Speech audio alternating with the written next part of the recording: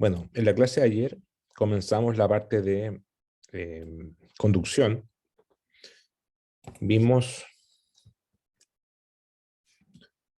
Bueno, habíamos visto dos ecuaciones principales. Una es la ley de conducción de Fourier, en la cual el flujo de calor Q se relaciona con, es una ley, una ley empírica, es igual a menos K, donde cae la conductividad térmica por el gradiente de temperatura. ¿Ya?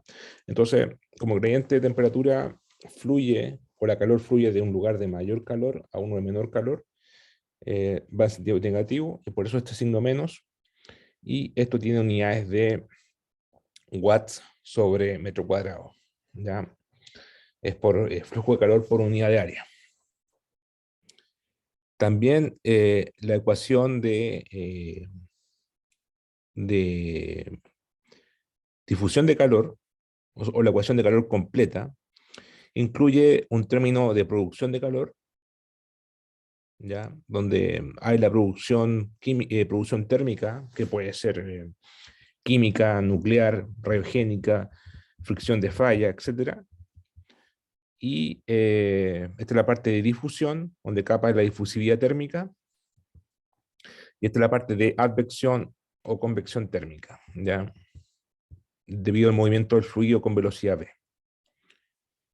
Entonces, vamos a ver el problema de la dorsal, en el cual tenemos un centro de expansión.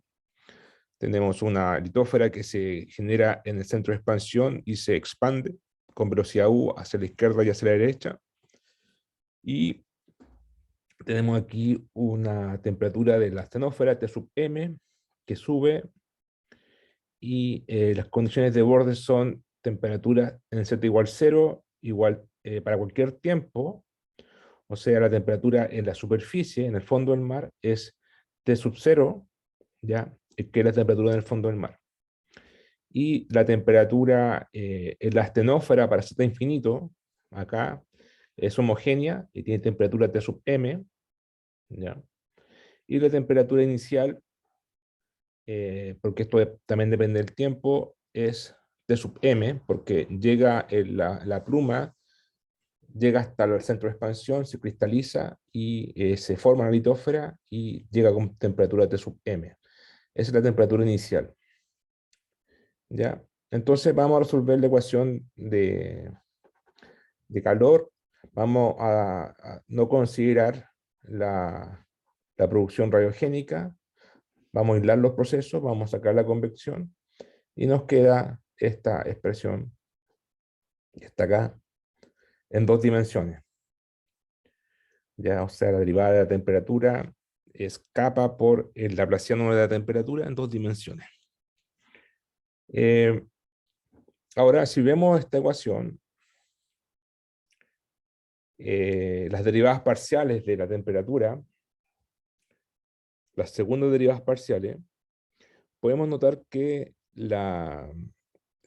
sabemos que la temperatura en general depende más de Z, ¿cierto? O sea, la temperatura aumenta principalmente con Z, y también sabemos que obviamente también pueden haber variaciones laterales, ¿ya? Pero principalmente es con Z. Ahora, si yo me alejo muy, muy lejos, para X grande, ¿ya? Del centro de expansión, aquí está caliente, pero acá se empieza a enfriar y generalmente se pone homogéneo la temperatura en la dirección X, ¿ya? Eso lo sabemos en general. Si ustedes están sentados a la izquierda o a la derecha, van a sentir la misma temperatura prácticamente, a menos que haya una fuente radiogénica o de calor cercana, ¿ya? Pero la temperatura varía mucho más con profundidad. Entonces podemos decir que la difusión lateral es mucho menor que la difusión vertical. O sea, podemos decir que este término es mucho menor que este, ¿ya? Entonces podemos despreciar el término lateral y esta ecuación se reduce a esta más simple, ¿ya? Esto no quiere decir que la temperatura no dependa de X, sí depende, solamente que las derivadas segundas son pequeñas, porque su dependencia con X es mucho menor, ¿ya? Entonces nos queda esta ecuación 3 se convierte en la ecuación 4, y que es el problema de semi-espacio infinito. Este problema, yo me imagino que lo vieron en algún curso plan común, o en el curso de matemática aplicada a la geociencia. Y la temperatura depende de X, Z y T. Bueno, en realidad podemos simplificar lo que depende solamente de Z y T, porque T con X están relacionados. ¿Por qué están relacionados? Porque el tiempo y X están relacionados con la velocidad U. ¿Ya? La velocidad U es constante, la expansión térmica es constante. Entonces, U sería X dividido por T. ¿Ya? Entonces, U con T están relacionados. Al final, esto es una función de Z y T. Entonces, la solución ahí está. ¿Ya? Esa ecuación, esa solución es clásica de los libros de métodos numéricos, métodos matemáticos, y la pueden ver en el Turcotte-Schubert en el libro, que es esta constante, esta diferencia, Tm menos T es 0, por la función ERF, que es la función error. La función error es esta, es 2 raíz de pi integral de 0 a x de la gaussiana e menos x cuadrado dividido por dx, ¿ya? Que si x es infinito, esta integral vale 1, ¿ya? Vale 1, tiene esta forma, les pone la función ERF. Hay una función ERF complemento que sería 1 menos la función ERF, y tiene esta forma, ¿ya? O sea, ERF más ERF complemento vale 1,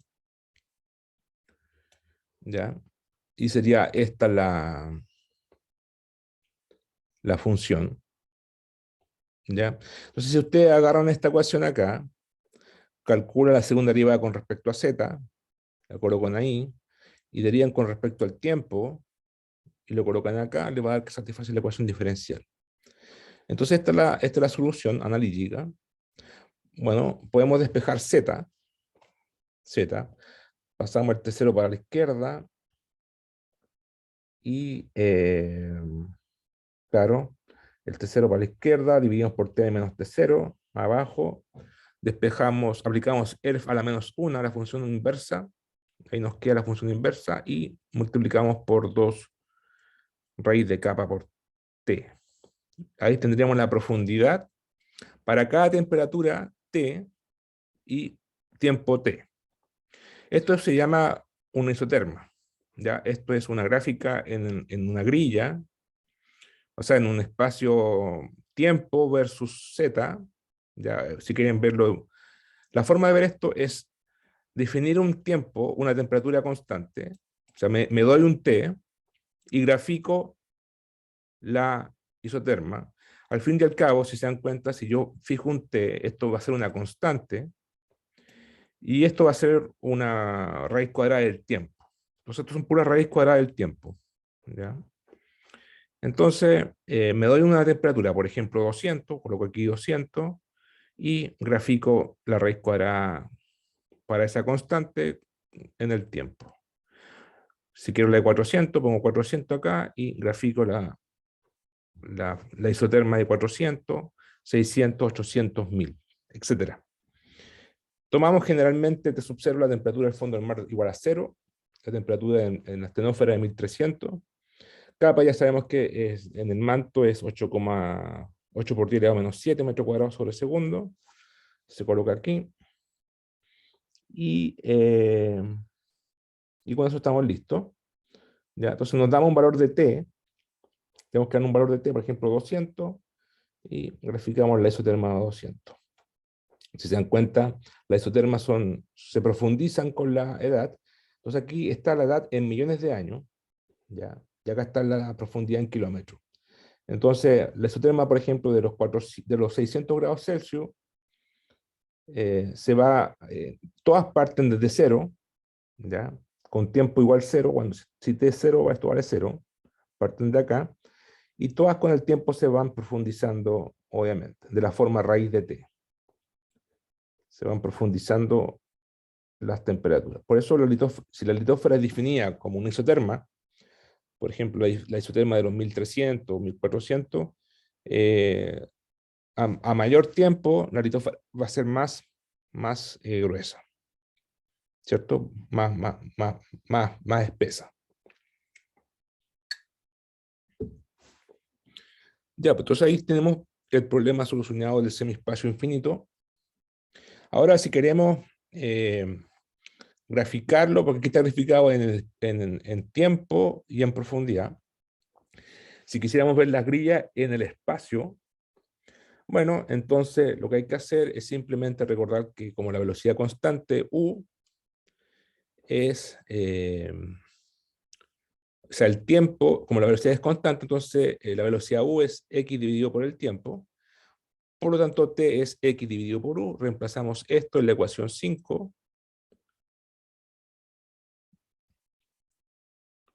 Ahí.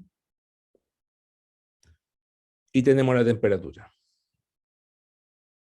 ¿Ya? O lo podemos reemplazar acá también. Y tenemos z en función de x. ¿Ya? Bueno, aquí se grafica en función la temperatura. Claro, si yo reemplazo, claro, aquí está escrito, si yo reemplazo t igual a x dividido por u en la ecuación 5, en esta, me va a quedar t en función de z y x, o de x y z. Y ahí está. Queda la diferencia de temperatura por ERF, z medio, raíz de 1 dividido por k por x más t0. ¿Ya? Entonces esto se puede graficar en una grilla, como la tarea 1, ¿ya? Grillas, en el espacio x, o sea, x en kilómetros y z. Este es un modelo en el cual se ve la isoterma de 1300, 1200, 1100, etc. Y se van engrosando a medida que me alejo de la dorsal.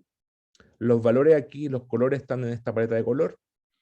0 significa, sea lo más oscuro significa más frío, 0 grados Celsius, y lo más caliente amarillo, 1300. Aquí la tasa de convergencia es 40, o sea, de expansión es 40 milímetros por año, y acá es de 80 milímetros por año. ¿Ya? Entonces aquí se engruesa más rápido claro, porque está la velocidad acá.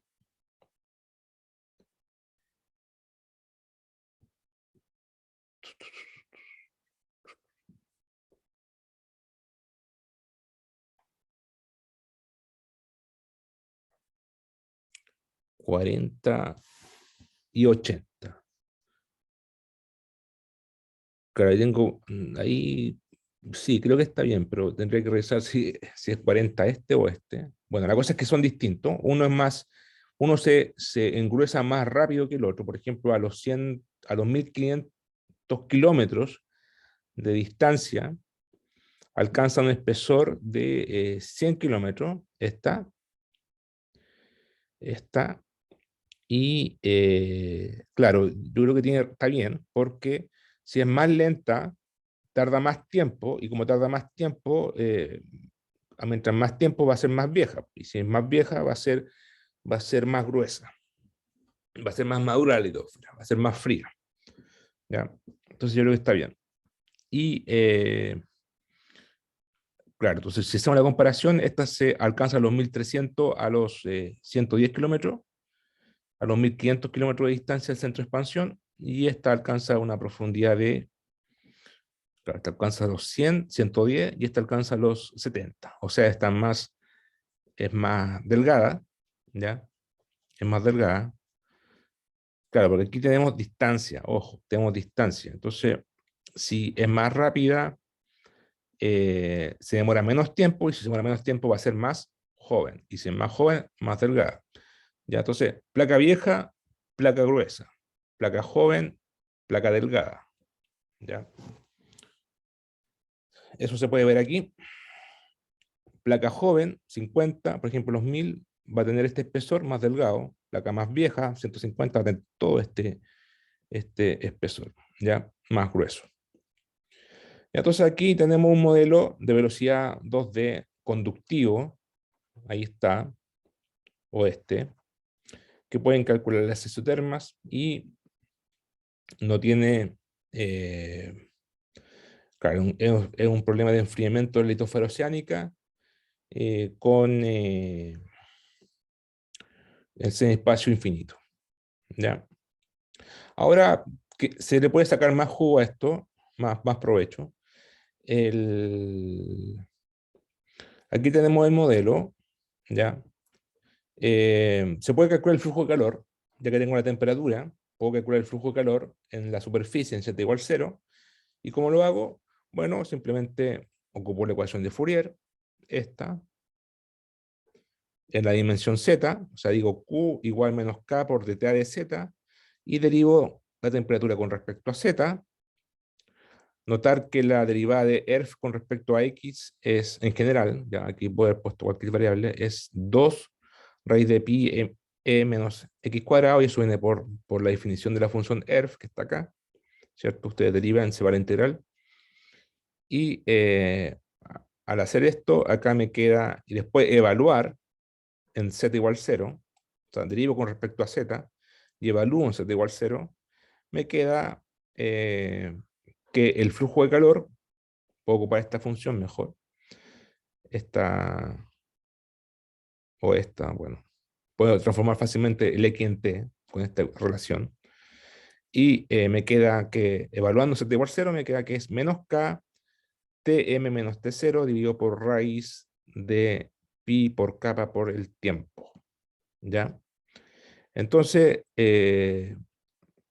aquí nos damos cuenta que el flujo de calor tiene una dependencia como raíz de t a la inverso, o sea, t elevado a menos un medio, ¿ya?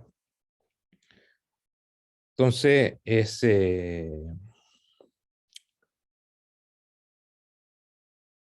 claro, t kappa. Kappa tiene unidades de metro cuadrado sobre segundo, ¿cierto? Entonces me queda metros cuadrados, se va a los segundos, y aquí me va a quedar eh, metros, metros. Cada tiene unidades de t a de z, entonces metros, me va a quedar z cuadrado, metro cuadrado, y claro, ya me quedan miliwatts. Claro, aquí eh, K está bien, y esto tiene que tener unidades de t a de z, por definición de Q. Entonces aquí me va a quedar metros cuadrados, en raíz cuadrada metros, entonces me queda como de t a de z, perfecto, y acá con el K está bien, ¿ya? Entonces, claro, el Q tiene una dependencia de raíz de t a la menos 1, en realidad. Bueno, este modelo se llama Hall Space Model, o modelo semiespacio infinito simple. ¿Por qué un modelo semiespacio infinito? Porque tenemos aquí un semiespacio infinito con temperatura homogénea hacia abajo, ¿ya? Entonces, ese modelo se puede graficar. Aquí está graficado el flujo de calor Q, ¿ya? El Plate Simple Model, el PSM, que sería la línea punteada, ¿ya? En el océano Atlántico, en el océano Índico, en el océano Pacífico, y sería esta línea punteada, ¿ya? Y los puntitos son las observaciones de flujo de calor, ¿ya? Aquí está el calor en miliwatts por metro cuadrado. Estos puntitos de flujo de calor serían las observaciones que se obtienen en mediciones con barco en función de la edad, ¿ya? De la edad. Y vemos que el Plate Simple Model, bueno, en realidad el otro que se llama GDH1, GDH1 significa Global Depth Heat Model 1, ya lo vamos a explicar, y es muy parecido al otro, o sea, en realidad es mejor, pero bueno, concentrémonos en el Plate Simple Model, que fue el que vimos recién, este. Si verificamos el Q de una raíz cuadrada de t inversa, o sea, a mayor temperatura decrece el flujo de calor, ¿cierto? Ahí se ve. Decrece con el tiempo. Y se hace tangencial, asintótico. Y las observaciones son bastante buenas para temperaturas mayores que 50 millones de años. Aquí ajusta bastante bien. Aquí hay algunos problemas en el Océano Índico. En el Océano Pacífico bastante bueno, después de 70 millones de años, pero está muy mal el modelo para temperaturas jóvenes, o sea, para edad joven, o sea, para menor que 50 millones de años, hay mucho desajuste. Acá también hay mucho desajuste en el Atlántico, en el Índico y en el Pacífico. Entonces la pregunta es, ¿por qué hay desajuste para placa joven? Bueno, eh, el Q promedio medido, como dice ahí, es mayor en cortezas oceánicas jóvenes. ¿Ya? Eh, claro, lo calculado es mayor que lo observado. Y, o hay mucho desajuste. ¿Ya? Acá hay un enfriamiento en el fondo. Los Q que están acá, en placas jóvenes, son más fríos, son menores que el ajuste. ¿Y por qué hay un enfriamiento?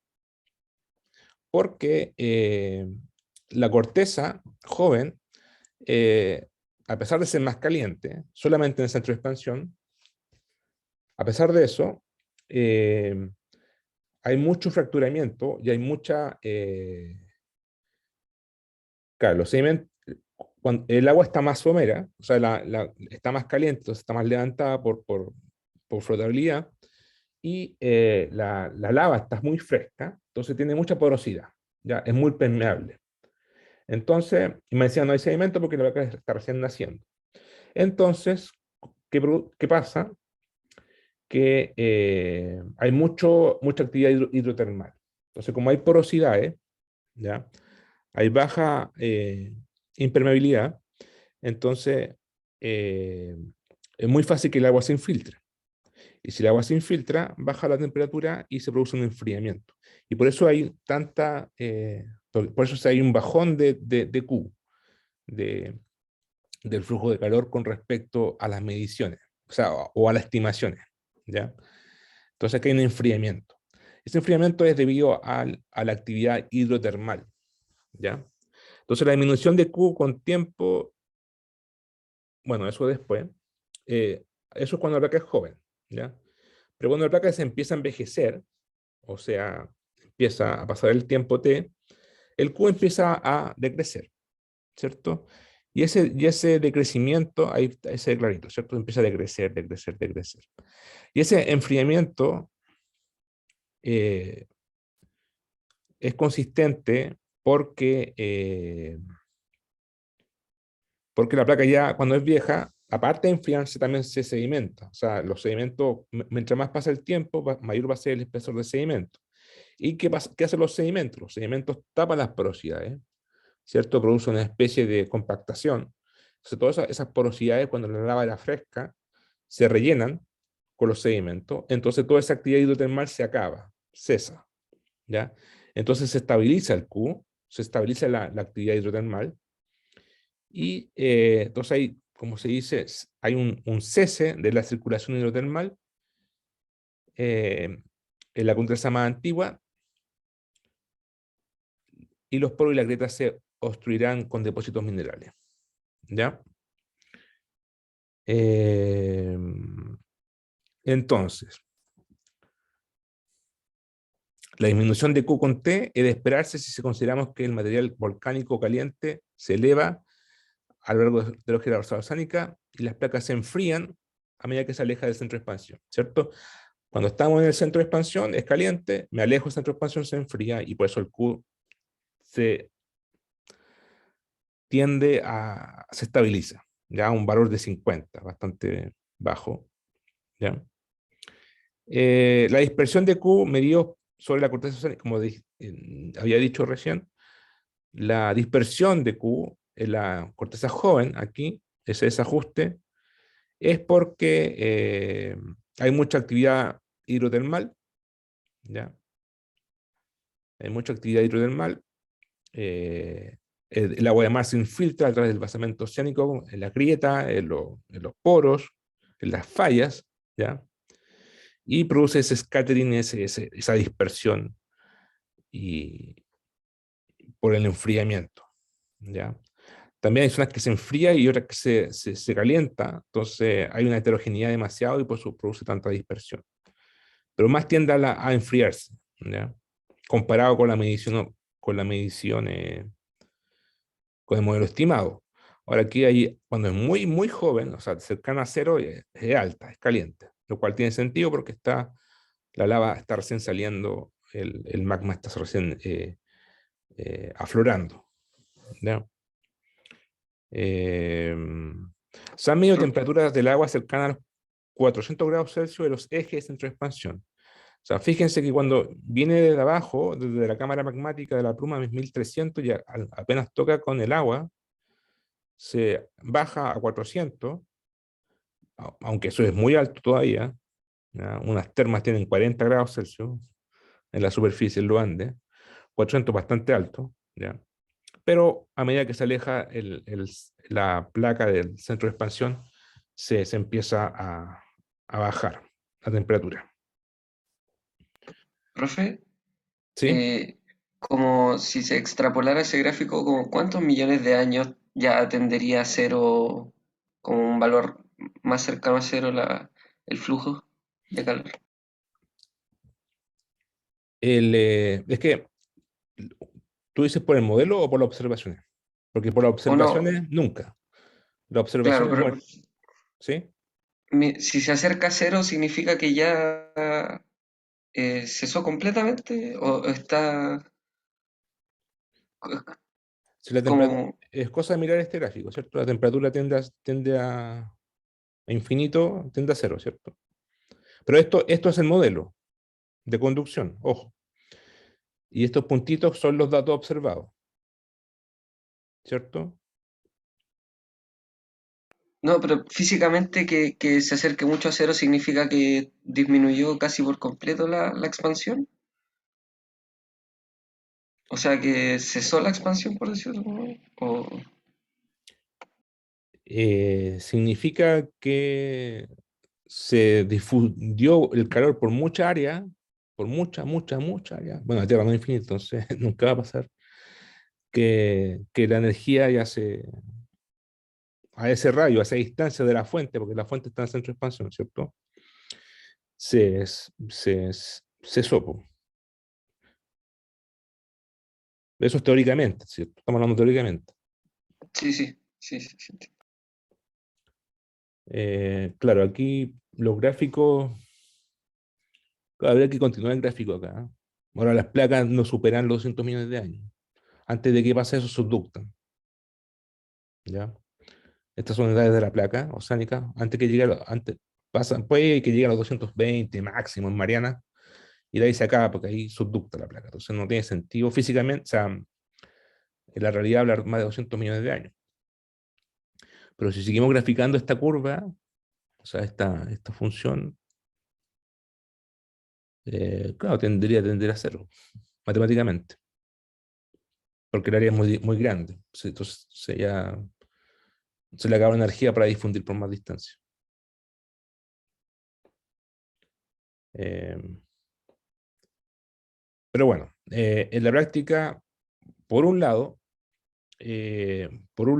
llegamos a los 200 millones de años, acá se grafica hasta los 170 millones de años, porque después empieza a haber otro problema, que nos acercamos a la fosa.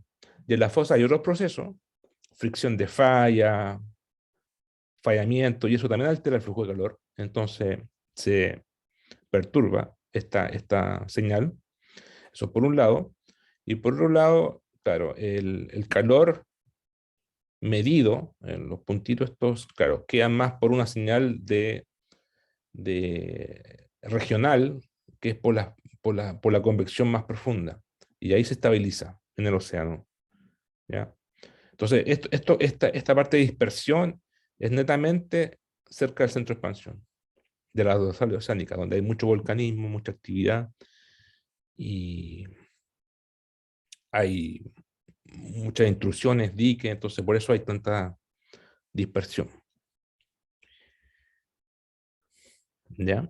Ahora, el enfriamiento, el contacto del magma con el agua de mar provoca un enfriamiento rápido y se forman las pirolavas, ¿ya? O flujos de lava. Eh, yo me imagino que ustedes han visto flujos de lava en los terrenos de...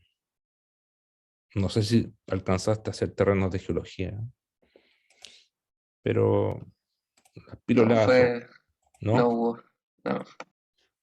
Pirolavas. Son cosas bastante... O sea, se le dice en español lavas almohadilladas. eh, claro, No, son pero sí las pasamos, me acuerdo. Almohadilla, por ese nombre las pasaron. lavas almohadillas. Tienen forma de almohada, según los geólogos. Son cosas así, ¿no? Ya.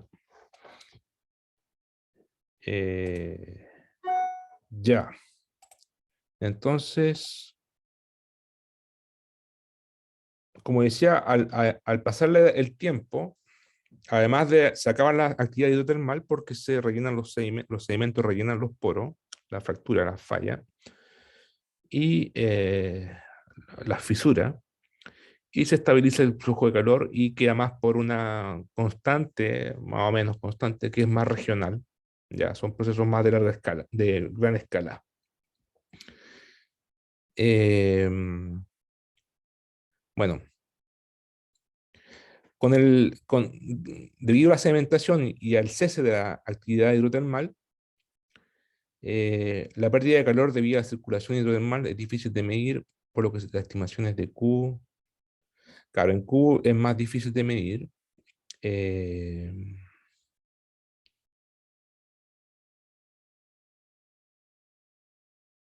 claro, eso es lo del sellado. O sea, una vez que pasa una edad de 50 millones de años, ahí es cuando ya la sedimentación fue suficientemente importante y se sellan los poros. Y eso pues, habla de un sellado del techo del basamento oceánico. Entonces, ahora, en el Índico es especial, debe haber anomalías de zona de fractura, hotspot, pero en el Océano Atlántico y Pacífico es bastante más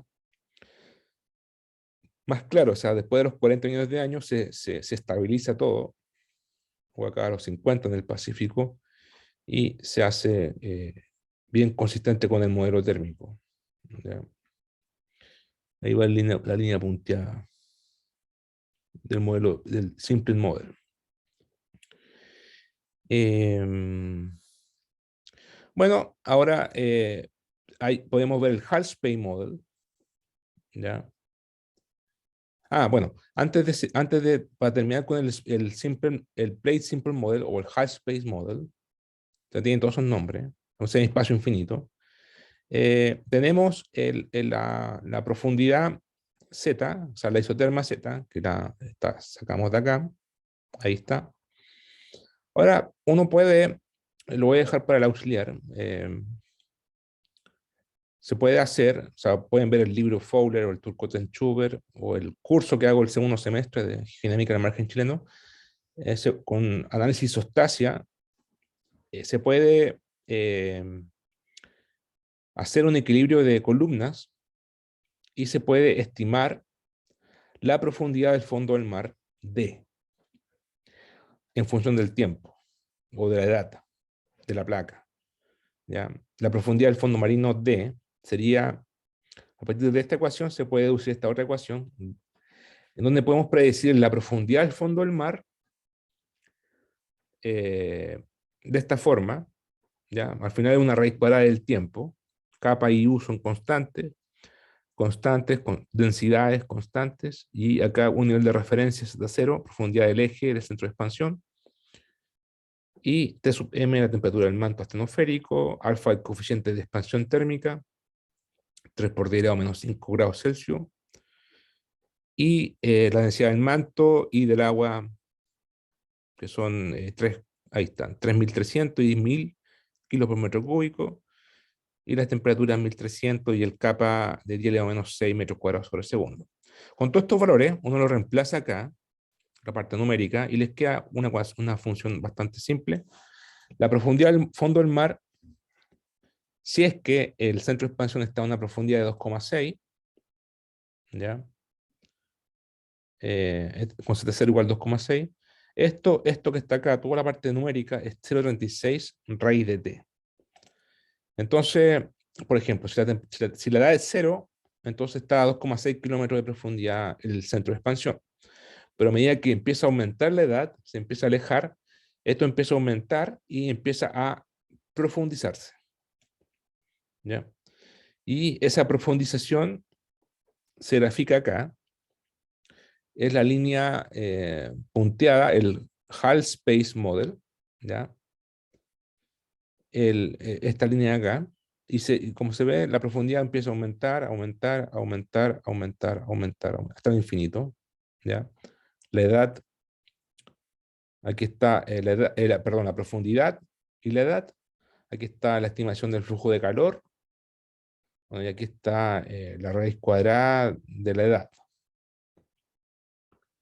¿ya? Pero bueno, lo importante aquí es que esto se empieza a profundizar, a profundizar, a profundizar. Ahora, esta ecuación que está acá, esta, eh, se la voy a pedir que la haga la clase la próxima semana al auxiliar. eh, se ajusta muy bien, la edad es pequeña, o sea, de 50 para atrás, y después se ajusta, ¿ya? Estos puntitos son la edad del fondo del mar real, la batimetría, y esto es la predicción del modelo, ¿ya?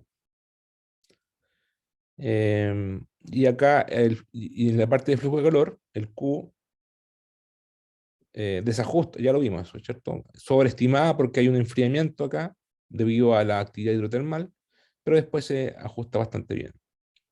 Entonces, como al revés la cosa. El mejor modelo de todo es el GDH1, que lo vamos a ver después. Y esto de acá se desajusta eh, porque, bueno, el modelo es incompleto o porque en la Tierra también el fondo del mar se estabiliza de alguna forma, ya vamos a ver por qué. A lo mejor ese supuesto de isostasis se pierde después. De hecho, se pierde porque la litósfera se hace más gruesa, lo cual tiene se hace más rígida, por lo tanto se hace más elástica, lo cual tiene sentido. Y bueno, y después me acerco a la fosa y toda la profundidad del fondo del mar se perturba por otros factores que la subducción. Pero ajusta muy bien desde los 50 para atrás, ¿ya? Cerca del centro de expansión. Esta fórmula, ¿ya? Entonces, ahora vamos, la próxima clase, vamos a ver, bueno, ya vimos el Hall Space Model, que es el modelo de enfriamiento en el cual tenemos una placa que se engruesa con la edad o con la distancia X, medida que me alejo del centro de expansión, se va engrosando, engrosando. Acá tengo la temperatura de la astenósfera o del manto, T sub M, ¿ya? Es el Hall Space Model que ya vimos, solución analítica, y el modelo de placa que vamos a ver la próxima semana. El, la próxima semana voy a hacer clase yo el jueves y el auxiliar va a ser el martes, ¿ya? Probablemente me no va a haber clase. ¿Por qué? Porque hay un congreso, ¿ya? Hay un congreso de zona de subducción especial en San Felipe, así que va a ser una semana especial. Eh, y creo que la subsiguiente, la Semana Santa, es la semana de receso, ¿no? Sí, es la de receso. La subsiguiente. Hoy día igual no hay tanta gente porque había terreno. A mí me toca mañana, por ejemplo, de métodos de exploración. Ya. A ver, estamos a 4. El próximo miércoles 11 y, claro, el 18 es de receso, ¿no? la otra semana de receso. Entonces, Sí. la próxima semana de clase, o sea, el lunes, el martes va a ser el auxiliar y el miércoles no habría clase y el jueves yo hago clase. Y después, Y no, y después viene el receso. Y voy a subir la tarea 2 para que estemos al día con el... el control 2 sería a la vuelta del receso, ¿no? Tenemos que fijarlo eso. Ya. Mientras más pasa el tiempo, más materia. Entonces, no sé si sea tan bueno. Eh, Tratemos de conversarlo el próximo jueves a más tardar. O yo voy a proponer una fecha y, y ahí no sé, me dicen. Entonces, claro, entonces eso seguimos con esta materia la próxima semana. Profe, ¿son dos tareas en el curso o tres? Yo quería hacer 3, pero yo creo que ya no me va a dar el tiempo. ¿En qué semana estamos? ¿Estamos en la semana 8 o 9? No estoy seguro. Creo que ocho. No, yo creo, o sea, la segunda la voy a subir hoy día y de ahí vemos. Yo creo que, creo que no. Creo que no va a haber segunda tarea. Esta tercera tarea. ¿Ya? Pero igual las tareas son buenas, así que, o sea, han sido un poco largas, pero yo creo que va a ser útiles porque después cuando hagan su tesis van a ocupar todas esas cosas, las van a ocupar, estoy seguro. No sé si quería hacer una pregunta de tarea antes de terminar la clase. No, no por mi parte. Voy como en la mitad, así que todo bien de momento. Ah, ya. Ya, pues ahí yo extendí el plazo para que la hagan lo mejor posible la tarea. Entreguen los mejores programas posibles. ¿Estás haciendo en Python o en MATLAB? En MATLAB. Ya. Sí. Es bueno MATLAB. Eh, ya, pues, entonces seguimos la próxima clase. Mañana le voy a decir auxiliar que igual resuelva consultas de la tarea, computacionales, algunos tips, todo eso. Ya le dije ya en todo caso, el auxiliar. Buenísimo. Ya, pues, chao, y gracias por venir a asistir. Chao, profe. Nos vemos. Chao.